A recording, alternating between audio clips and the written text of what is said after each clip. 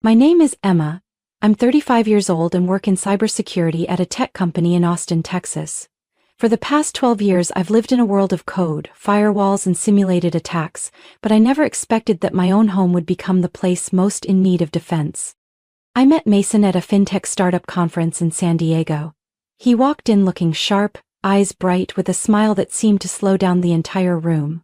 Mason wasn't someone you'd easily forget. He had a way with words, always making people feel like they were the most important person there.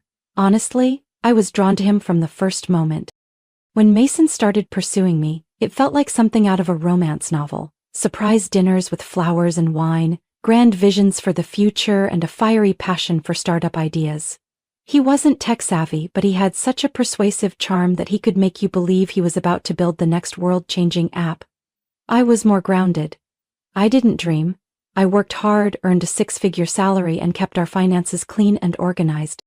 But love is blind, and I stayed blind for nearly 8 years. We got married after a year of dating. Mason was in the middle of a new project then, so I paid for most of the wedding. I didn't mind. I believed that when he succeeded, we'd share everything. But that project never took off. Then came another, and another. Every time I asked about work, he had a reason. The investment hasn't landed. The partners are negotiating, or I just need more time. Meanwhile, I kept working, kept paying bills, kept the lights on every night. I began noticing signs: unclear spending, work emails he never let me see, and those late nights out with no good explanation. I once asked him directly, "Mason, have you ever thought about getting a stable job?" He leaned back in his chair, gave a half smile. "You're always stressing about money. Living like that's exhausting. Aren't you earning enough for both of us?"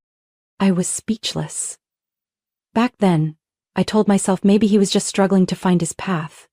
But as time passed, I saw it more clearly. This wasn't a phase. It was a lifestyle. Mason didn't want to work. He wanted to coast. I tried to leave many times, but he always pulled me back. He knew how to make me feel guilty for doubting him, knew when to be sweet, when to lash out, just enough to keep me off balance.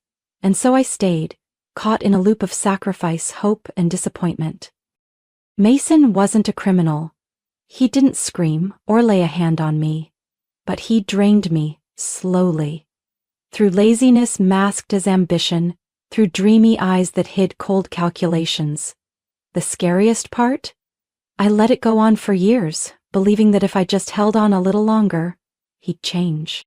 I was wrong, and I had no idea I was about to walk into the biggest shock of my life. I'm not usually a light sleeper, but that night I tossed and turned, feeling like something was slithering through the house. Not wind, not darkness, just instinct. Then, the softest sound, footsteps downstairs. The bedroom door was ajar, and a faint strip of hallway light cut through the dark. I sat up, heart racing, thinking maybe I imagined it. But then... the soft click of a mouse, the subtle tap of keys. Real. I crept downstairs, every step deliberate. From the crack of the office door I saw the glow of my laptop screen. And Mason, sitting in front of it. He didn't know I was watching. The screen showed a payment portal, credit card details. He leaned in, pulled out his phone, and snapped photos of each field. Then he logged out, shut the laptop, turned off the light. I froze behind the wall, cold sweat down my back. As Mason passed me on his way upstairs, I pressed flat into the hall. He walked like a ghost, as if nothing had happened. I didn't sleep after that, but I didn't confront him either. As a cybersecurity expert, I know. Sometimes the best way to catch a fraud is to let them believe they've succeeded. The next morning, sipping coffee, my phone buzzed non-stop. A flood of alerts from the bank. Verify new transactions. Totaling over $42,000, 0 cents. All in just a few hours. Swiss watch. First-class tickets to Milan. Boutique hotel reservations in Florence. The list went on. I didn't need to guess, it was Mason. The way he used his left hand to open wallets, the jokes about living like a millionaire on his wife's dime, now they were all red flags. I opened my laptop and logged into the secure admin system I use to train companies on fraud detection, and I smiled. Because the card Mason borrowed wasn't real. It was a simulation card connected to a live fraud tracking system, a tool I use for training banks and corporations to identify data theft. Mason had no clue. From the moment he entered that fake CVV, everything was logged and every transaction sent straight to a monitoring center linked with federal authorities. I grabbed my phone and texted Michelle, my lawyer and best friend from college. "Got something juicy for your Monday?" She replied almost instantly. "This about Mason?" I sent her the screenshots of the charges with a note. "He walked right into the trap, and I'm not saving him." That afternoon, Mason left a note on the kitchen counter. "Out on a trip for a few days. Don't wait up." I nearly laughed. A business trip on my dime? And I didn't call. Each night more alerts came in. Italian wine, luxury car rentals, private yacht tours. He was living like he hit the jackpot, never realizing every step left a trail. 3 days later, Michelle called, her tone serious. "Emma, the feds are in. They're tracking him in real time. Say the word and they'll move." I looked at my phone, thinking of Mason, strutting through Europe like some modern Gatsby. He didn't realize each designer item added another line to his criminal record. I exhaled slowly, setting my coffee cup down. Not yet. Let him feel like he's winning. That night I turned on the security feed and saw Mason at the Rome airport. New designer coat, luxury bags beside him. He was smiling, the smile I once loved. Now it chilled me. The next morning, with the sun rising over West Austin, I sat in my office, eyes on lines of code and system alerts. Every purchase Mason made with my virtual card was being logged in real time. I smirked when I saw the latest. A $1,200.00 dinner in Venice at a Michelin-starred restaurant. An hour later, a high-end handbag in Milan. Then a luxury suite by Lake Como. He wasn't holding back. He was living like there was no tomorrow. Because soon, there wouldn't be. I zoomed into the data, confirming all metrics. The system was flawless. Each transaction from that card fed into a joint program between my company and the Federal Financial Security Bureau, where I once worked as a consultant on major fraud cases. And now, Mason was a perfect live case. A soft knock at the door startled me. Michelle walked in, holding 2 lattes from my favorite cafe. I've never seen anyone handle a marriage like a cyber attack. Precise, strategic, and perfectly timed. She shook her head, placing the coffee down. "Just self-defense," I said, eyes still on the screen. "He thought he was clever. Forgot I built these systems. And now those systems are rewriting his future." She handed me a folder. "Here's the incident summary, already submitted to Agent Nathan at Financial Security. Just needs your signature." I signed each page without hesitation. No more fear, no more anger, just resolve. A strange peace that comes when the truth finally sees daylight. And this time, I wasn't backing down. That afternoon, Agent Nathan called. His voice was calm, even, but satisfied. "We've gathered everything. Surveillance is tracking his every move since New York. Every payment, every camera at checkout, every GPS ping, it's all logged." "Even the fake names he used for hotel bookings?" I asked. "Even those. Plus the temporary passports he used to pose as a businessman. But the kicker, he filmed his own confession. A clip posted to a secondary social media account bragging about traveling for free using credit card hacks. He thinks he's giving life tips. He's actually admitting to fraud." I let out a breathless laugh. That was Mason, turning crime into a performance. "When will you move?" I asked, heart pounding, not from fear but from anticipation. "We're waiting for him to come back. The more confident he is, the more careless he gets. Just tell us when he shows up. We'll handle the rest." 3 days later, I heard the sound of a key turning in the lock. It was a quiet Saturday afternoon, sunlight spilling across the hardwood floor of the living room. I was slicing fruit in the kitchen when Mason walked in, designer shopping bags in hand. He looked like he'd just stepped out of a luxury travel magazine. Cashmere coat, gleaming watch, the air trailing a hint of expensive cologne. "You wouldn't believe how stunning Florence is," Mason said, grinning as he dropped the bags and collapsed onto the sofa. "I brought you gifts. A leather wallet from Rome and perfume from Paris." I wiped my hands and stepped into the living room, leaning against the arm of the chair. I looked him over, head to toe. "So, I take it your business trip went well?" "Let's call it a spiritual investment," he smirked, lounging back. "You know, sometimes I think, if you just loosen up a little, we could have been living like this all along." I stayed silent. Every word he spoke was another nail in his own coffin. In my coat pocket, my phone was quietly recording the entire conversation. And as Mason lifted his wrist to show off a limited edition collector's watch, with a satisfied look in his eyes, I simply smiled and thought to myself, "Enjoy it while it lasts, Mason. Your next flight won't be in first class." He had no idea that every step he took in this house after his little getaway was being recorded, video, audio, and digital transaction data. I played the silent wife to perfection, let him talk about the restaurants with views of the Ponte Vecchio, a coat tailored to his exact measurements in Milan, and how he accidentally spent nearly $5,000 on a pair of opera tickets in Venice. I nodded, smiled, poured more wine, only this time my glass sat beside a phone streaming audio straight to a secure cloud server Michelle and I had set up weeks ago. That night, as Mason slept, still wearing that new gold watch like he was afraid to lose it even in dreams, I sat at my computer, opening the freshly synced data folder. Each transaction lined up with the audio recordings, his unintentional confessions, more than enough to take him down in court. The next morning I met Michelle at her law office. In my hand was a USB drive with everything, fully encrypted, legally secured. "You have everything?" Michelle asked, flipping through the files. "Every single charge, every login, every time he bragged like a kid who just stole candy," I replied evenly, without emotion. "Perfect," she nodded. "Nathan says the feds are ready." "One final step and we can issue the summons." "I want to choose when that step happens," I said, locking eyes with her. "I want him to walk straight into it without suspecting a thing." Michelle smiled, resting a hand on my shoulder. "Then you're about to get the kind of ending every victim dreams of." Mason, meanwhile, was still playing the lead in his fantasy life. He'd started posting photos from Europe on a personal social media account, one he'd previously blocked me from. But with a few lines of code I regained access. No surprise. He was carefully curating the image of a successful entrepreneur, fresh off a $1 million deal. Perfectly edited shots, quotes about success, financial freedom, and living fearlessly.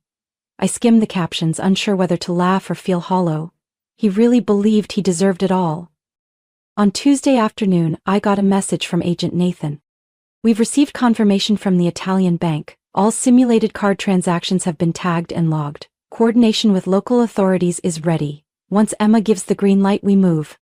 I sat down, placing my hand on the file I'd spent weeks compiling.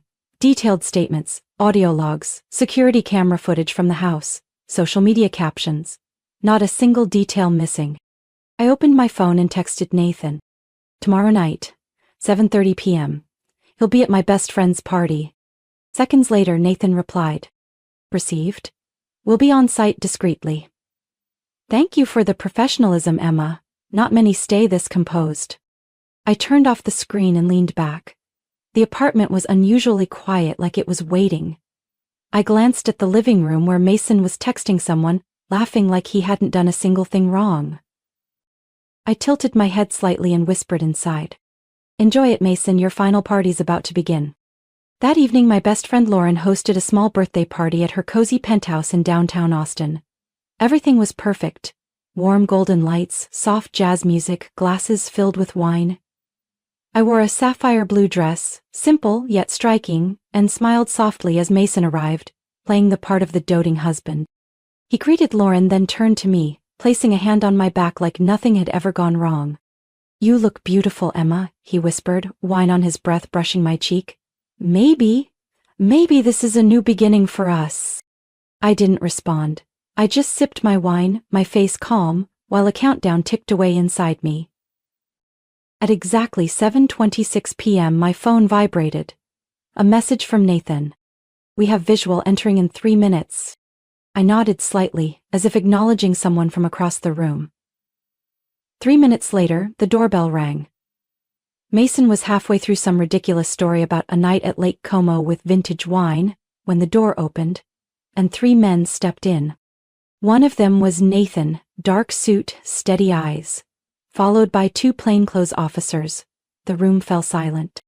"Apologies for the interruption," Nathan said, his voice calm but clear. "We're looking for a Mr. Mason Whitmore." Mason turned, eyes darting between them, then at me. "What's going on?" he asked, voice low, trying to stay composed. "I'm Mason, is there a problem?" You're under investigation for multiple offenses, including financial account abuse, misappropriation of assets, and payment fraud, Nathan replied, opening a folder. We have a federal summons. We ask for your cooperation. What? Mason gave a nervous laugh, taking a step back. There's gotta be a mistake. I haven't done anything.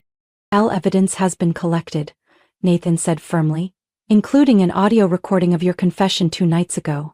Every international charge was made, using a simulated card linked to our fraud task force. Mason froze, his face went pale. Emma, he turned to me, eyes wide. Say something. They're accusing me of something insane. I set my wine glass down and crossed my arms, voice steady and cold.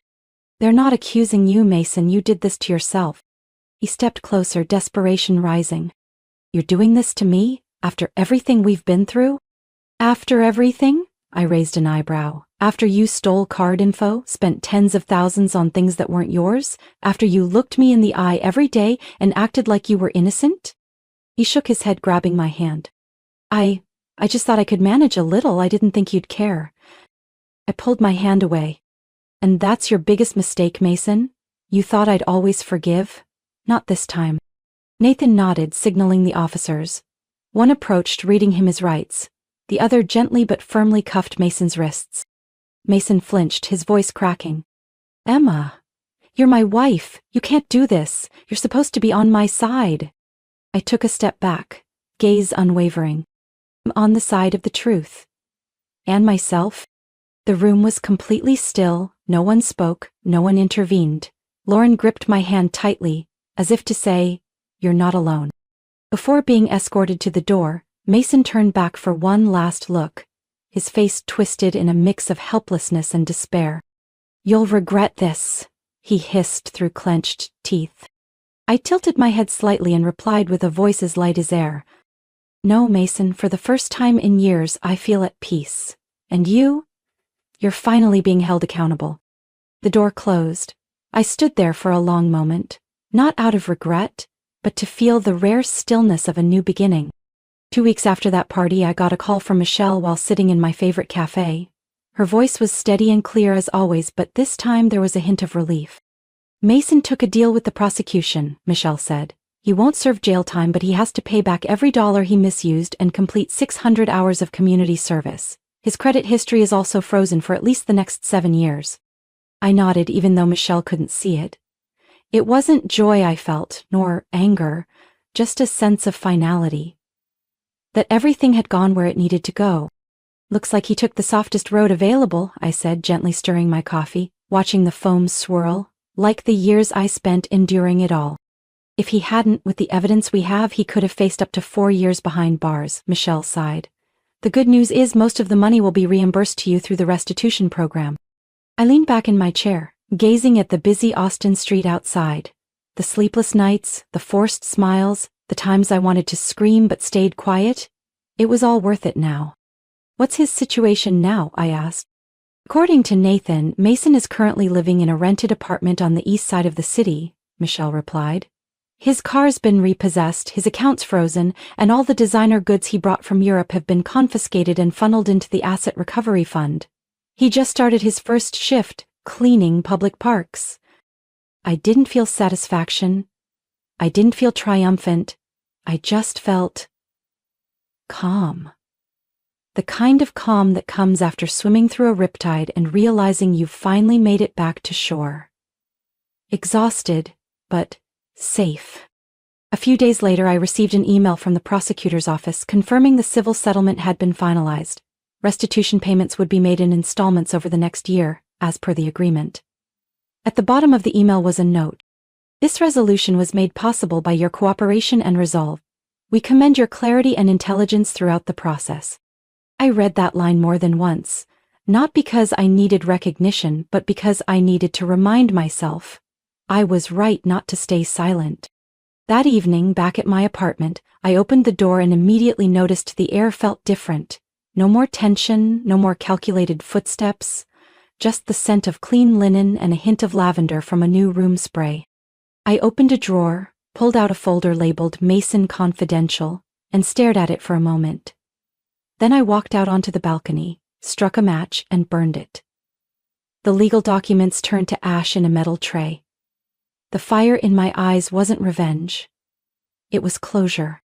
The next day I went to work as usual. When I stepped into the conference room, my coworkers looked at me a little differently. Not because they knew what had happened, but because I was different, lighter, calmer. I felt like myself again, the woman I had lost trying to save a man who didn't want to be saved. That weekend I received a handwritten letter, no return address, but I recognized the handwriting instantly. It was Mason. He apologized, as always, said he was trying to be better, that things got out of hand, that he'd always loved me. In his own way. I folded the letter without finishing it. Nothing in it could undo what happened. Nothing in it could reopen a door I'd already locked. I placed it in a drawer, not to keep but as a reminder. Once is a lesson, twice is a choice.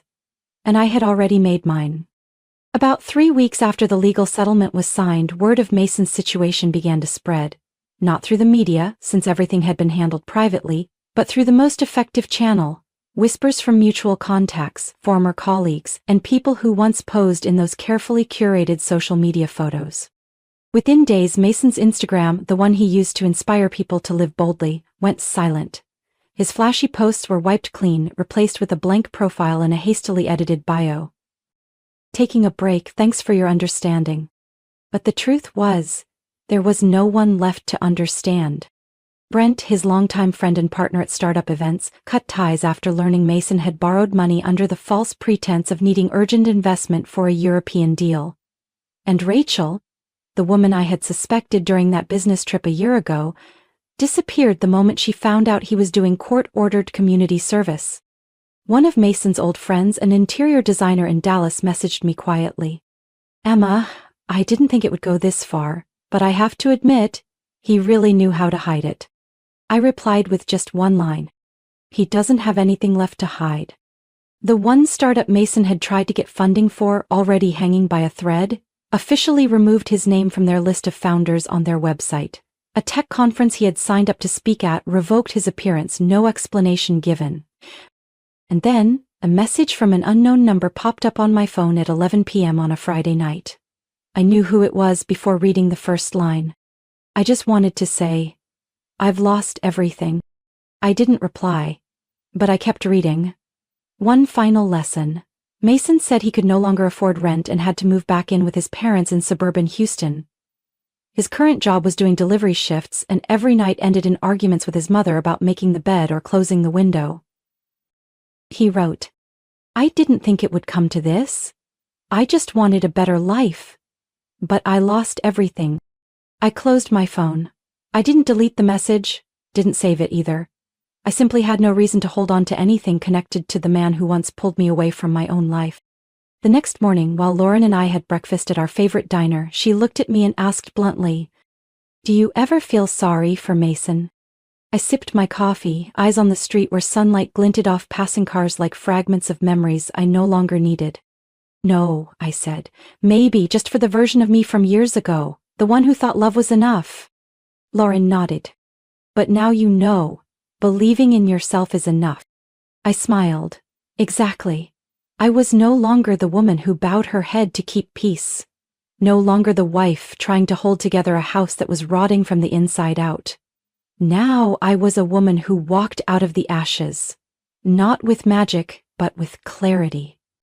In the weeks that followed, I still heard a few things about Mason through mutual acquaintances.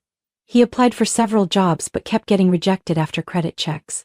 Once, he got an interview at an electronics store but walked out halfway through because he refused to accept a low-paying job. When I heard that, I just shook my head. Mason wasn't destroyed by me.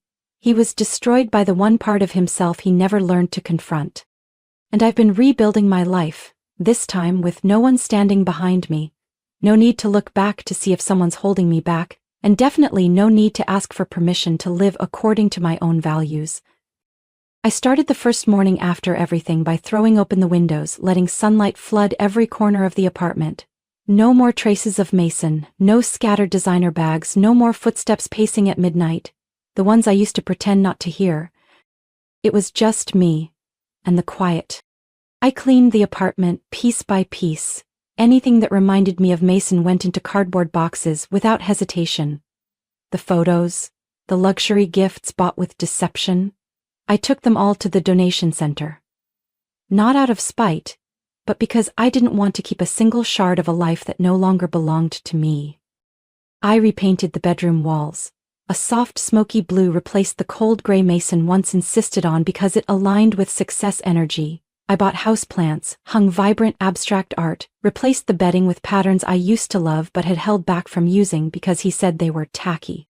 The air in the apartment suddenly felt different. It was like the whole space started breathing again. A week later, I treated myself to a trip, alone and not overly planned for once. I booked a flight to Sedona, Arizona, home of brilliant red canyons and air so pure it makes you forget what time is. I stayed in a small cabin surrounded by nature, no internet, no texts, no one asking when are you coming home. I hiked every morning, meditated on the rocks in the evening, and journaled under warm light to the sound of crickets outside the window. One sun-drenched afternoon as I sat watching the sunset from Cathedral Rock, I felt a lump in my throat. Not from sadness, but because for the first time I could finally admit something. I hadn't truly lived for myself in years. I used to think sacrifice was proof of love, that if I held on long enough the other person would change, but the truth is, when you compromise too much, you forget you deserve to be loved the right way. Coming back to Austin, I wasn't the same woman. I approached work with a different mindset, not to prove anything to anyone, but to invest in myself. I accepted an invitation to speak at a tech seminar on financial security, sharing my story anonymously as part of a corporate training example. Surprisingly, the response was overwhelmingly positive. Women in the industry emailed me, saying they'd been through similar things, used, dismissed, and still clinging to love. I'm not a healing expert, but I know one thing for sure. Walking away from a wrong relationship isn't failure. It's courage. One evening, Lauren raised her wine glass on my balcony and toasted. To everything you've been through. And everything you're about to do. And to the fact that no one has the right to make us feel small in our own life, I replied, clinking glasses with a soft smile. Since then I started a blog.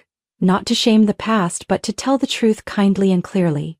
I wrote about recognizing emotional manipulation, protecting your finances, and most importantly, the journey of becoming friends with yourself again. Healing doesn't come overnight, it comes in fragments, like sunlight slowly creeping in after a long storm. But then, one morning I woke up and realized, I wasn't afraid of the future anymore. I survived, and more than that, I was finally living. One late autumn afternoon I came home from a lecture I'd just given at a local university, where I'd been invited to guest teach a class on data security. Fallen leaves blanketed the walkway in golden layers, a quiet reminder that the old season was gone, and so was the old version of me. On my desk sat a thick envelope from the law office. I opened it, skimmed the familiar legal lines, and then, in the middle of the page, it appeared. Unilateral divorce finalized and legally binding. I folded the paper and placed it next to my steaming cup of tea. No tears, no sighs. Just a stillness, deep and steady like the surface of a calm lake. That night, while editing a new blog post, my phone buzzed. An email from a familiar but long-ignored address.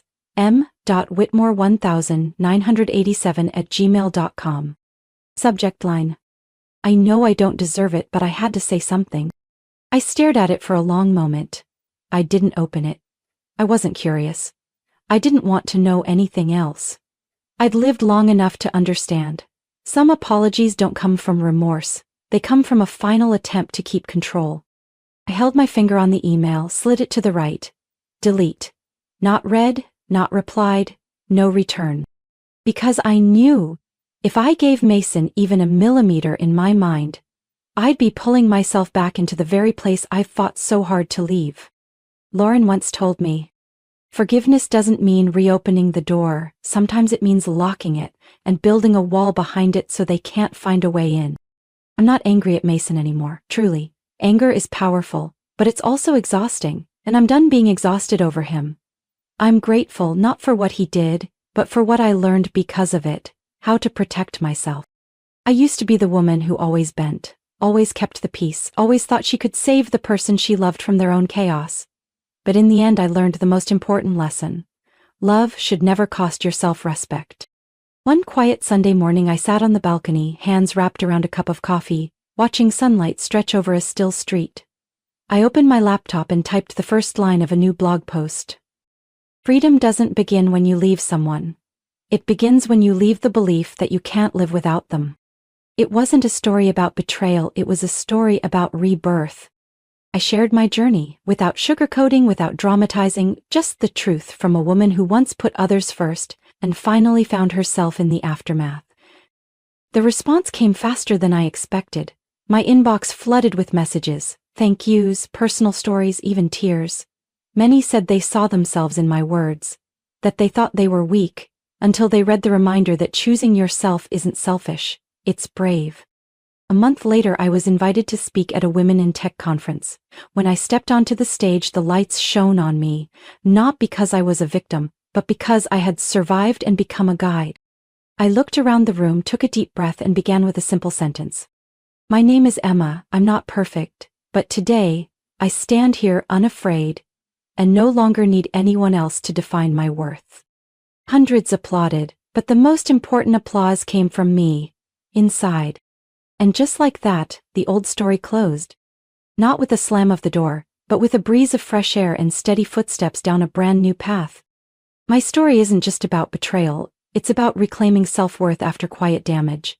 From a woman who once sacrificed too much for the wrong love, I've learned to rise, set boundaries, and live according to what I truly deserve. I'm no longer bound by the past or anyone's expectations.